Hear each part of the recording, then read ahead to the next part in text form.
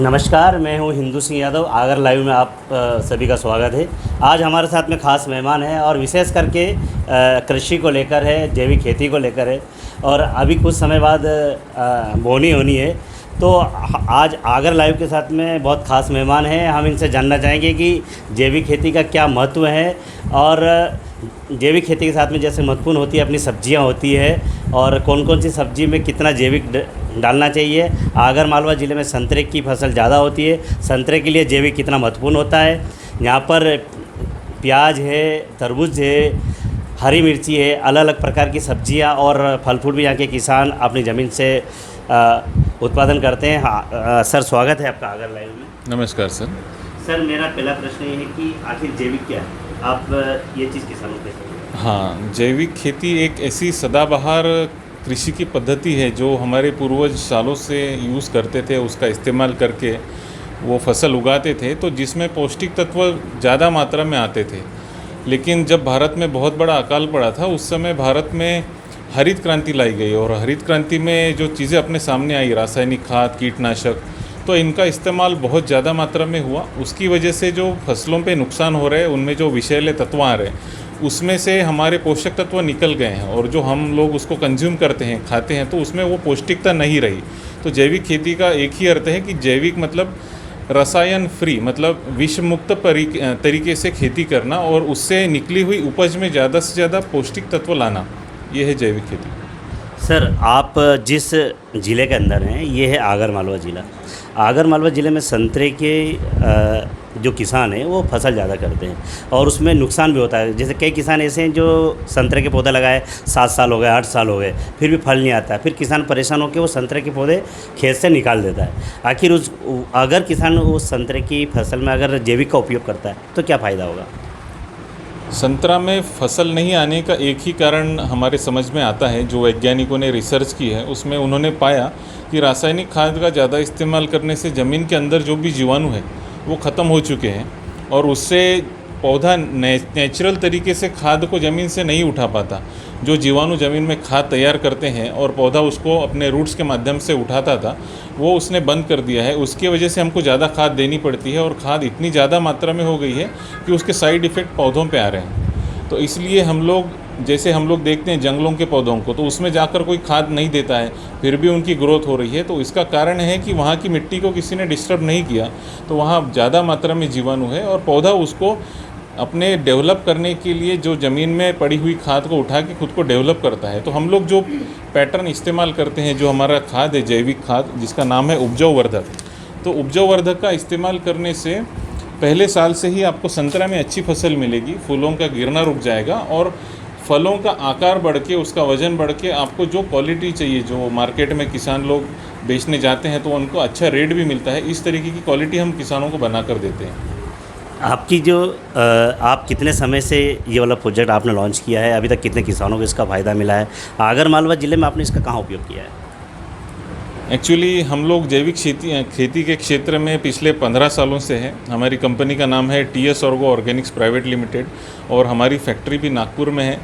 Last year हम लोगों ने आगर क्षेत्र में पिछले साल से काम शुरू किया है। वैसे संदीप यादव जी के माध्यम से हम लोग पिछले 5 सालों में इंदौर क्षेत्र में काम कर रहे हैं और अभी हमारे राष्ट्रीय कवि जी शशिकांत जी यादव ये भी हमारा सहयोग कर रहे हैं और इन्होंने एक बीड़ा उठाया है कि हमारे क्षेत्र के हर किसानों के पास जाकर जैविक खेती को बढ़ावा दें और उससे जो उपज निकलेगी उससे ज़्यादा से ज़्यादा लोगों का लाभ हो सके। तो हम लोग इसी क्षेत्र में हम लोग अभी पिछले 2 साल से अच्छे से काम कर रहे हैं। सर, यहाँ की अगर बात की जाए तो यहाँ के जो किसान हैं सोयाबीन और चने, गेहूँ, ये फसल ज़्यादा, तो इनको किस समय जैविक खाद ज़मीन के अंदर डालना चाहिए?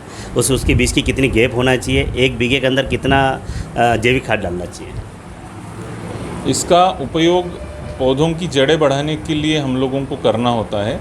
तो फसल कोई भी रहे, इसको शुरुआती दौर में इसका इस्तेमाल करना ज़रूरी है। जैसे सोयाबीन हम लोग बोते हैं तो सोयाबीन बोने से सोयाबीन कम से कम 1 महीने की होते तक हम लोग इसका इस्तेमाल कर सकते हैं। गेहूं में, चने में भी हम लोग उसी प्रकार से इस्तेमाल कर सकते हैं। लेकिन जो हमारी बड़ी फसलें हैं जैसे संतरा है, तो संतरा में इसको हर पौधे को 50 ग्राम प्रति पौधा इसको देना पड़ता है उपजाऊ वर्धक को, और साल में 2 बार देना पड़ता है ताकि उससे फूल और फल ज़्यादा आता है। जैसे कि सब्जियों की बात करें अपन, टमाटर है, भिंडी है, पालक है, ये आसपास के किसान सब्जियों की खेती भी अधिक करते हैं। अगर वो ये जैविक का अगर सब्जियों के लिए उपयोग करेंगे तो उनको 1 बीघा के अंदर कितना जैविक डालना पड़ेगा और कितना दिन पहले डालना पड़ेगा और क्या प्रोसेस रहेगी उसकी? इसका 1 बीघे का डोज है 1 किलो का। और जैसे मैंने आपको बताया कि इसको शुरुआती दिनों में डालना है ताकि हमको रूट का डेवलपमेंट अच्छे से करना है ज़मीन के अंदर। इससे ज़मीन भुरभुरी होगी और पानी ऊपर से आने वाला बारिश का पानी ज़मीन में जाएगा तो उससे वाटर लेवल भी बढ़ेगी। तो बारिश अगर ज़्यादा भी होती है फिर भी सोयाबीन का उत्पादन आपको बहुत अच्छे तरीके से मिलेगा। पिछले साल भी हमने 1 बीघे में लगभग 6 क्विंटल का उत्पादन लिया है सोयाबीन का। तो इसका इस्तेमाल हम लोगों को शुरुआती स्टेज में करना है ताकि पौधा अपनी शुरू से ग्रोथ कर सके, इसलिए उसका बेस हमको मजबूत बनाना है।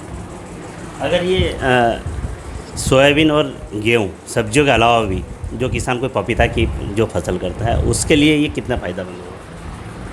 हम लोग ज़मीन को मजबूत बनाने पे काम कर रहे हैं। तो फसल कोई भी रहे, जैसे पपीता रहे, अमरूद रहे या आपका संतरा मौसम्बी रहे, किसी भी फसल में आप इसका इस्तेमाल कर सकते हैं।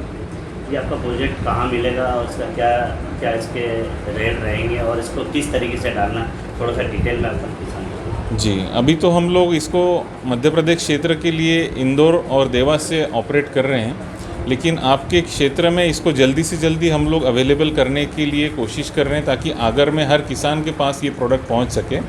और उपजाऊ वर्धक का जो 2 किलो का पैकेट आता है उसका फार्मर रेट 2000 रुपये है। हम लोग किसानों को 2000 रुपये में देते हैं, लेकिन किसान अगर इसमें रजिस्टर्ड हो जाते हैं तो किसानों को एक 15% की सब्सिडी भी हम लोग देते हैं ताकि 300 रुपये का उनको बेनिफिट मिलता है और प्रोडक्ट उनको 1700 रुपये में 2 बीघे के लिए ये आता है। अभी जैसे कि हमें जानकारी लगी थी कि सीधा किसान के मतलब जो आपका प्रोजेक्ट ये सीधा किसान के पास जाएगा, बिचौलिया का जो परसेंटेज होता है वो किसान को नहीं भुगतना होगा। यानी ये बहुत अच्छी पहल है, सरकार भी इसी पहल की ओर आगे बढ़ रही है। लेकिन अगर किसी अंतिम छोर के किसान है, गांव के किसान है, वो अगर उसको ख़रीदना है तो वो संपर्क किस टाइप से आपके मतलब माध्यम क्या होगा, किस माध्यम से आप संपर्क करेंगे, फिर आप उनके घर तक कैसे पहुँचाओगे? हम लोगों का हर एरिया में एक अभी ऑफिस ओपन होने जा रहा है। हम लोग उसको डिलीवरी सेंटर या स्टॉक पॉइंट बोलते हैं। तो उन डिलीवरी सेंटर्स पे हम लोगों के जो कर्मचारी रहेंगे या डिलीवरी सेंटर के जो भी ओनर रहेंगे वो किसानों को उस प्रोडक्ट की पूरी जानकारी देंगे और उनका रजिस्ट्रेशन भी वही लोग करवाएंगे। तो हर एरिया में जो भी आने वाले डिलीवरी सेंटर्स है उसकी जानकारी हमारे वेबसाइट पे पूरी आ जाती है। तो हमारी वेबसाइट का URL है www.upajauvardak.com। तो उस पर ये पूरी जानकारी उनको मिल जाएगी।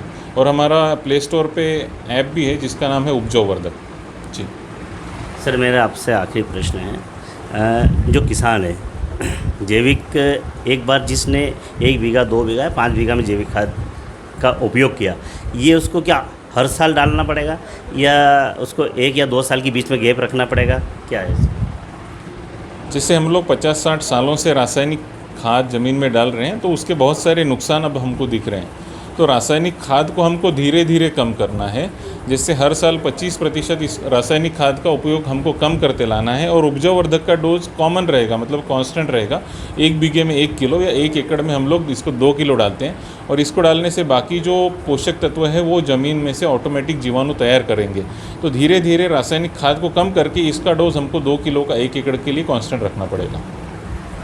तो ये थे आगर लाइव के साथ में हमारे साथ खास मेहमान। और धीरे धीरे रासायनिक को अपन को कम करना है, जैविक की ओर बढ़ना है। और आगर ज़िले के लिए एक किसानों के लिए एक खुशखबरी है कि आगर ज़िले में भी जैविक खाद आपके लिए उपयोग होगा। अगर आपको चाहिए तो उसके लिए आपको बेकायदा एक कॉन्टैक्ट नंबर रहेगा, उसमें संपर्क किया जाए, आपके घर तक पहुंचाया जाएगा। और आगे भी उसके बाद भी अगर अपन को उसके बारे में जानकारी लेना है या संपर्क करना है तो अधिकारी आपके गांव तक आएंगे और आपको समझाएंगे। आगर लाइव से हिंदू सिंह यादव की रिपोर्ट।